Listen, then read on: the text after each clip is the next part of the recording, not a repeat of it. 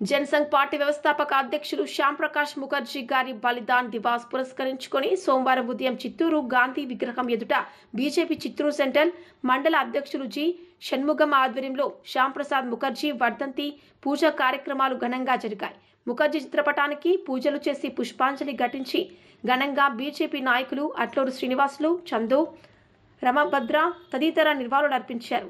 కార్యక్రమంలో బీజేపీ నాయకులు గోకుల్ యాదవ్, వేణుగోపాల్ జ్యోతి తదితరులు పాల్గొన్నారు. ముఖర్జీ గారి బలిదాన దివస్ ఈరోజు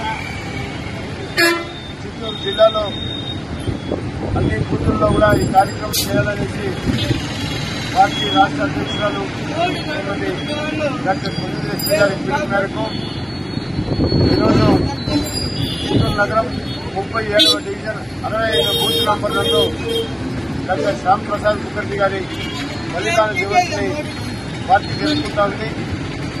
శ్రీ షణ్ముగం గారు ఈ కార్యక్రమాన్ని ఏర్పాటు చేసి 65వ బూత్ నంబర్ ఇన్ఛార్జిగా ఉంటూ ఈ కార్యక్రమాన్ని చేస్తా ఉన్నారు.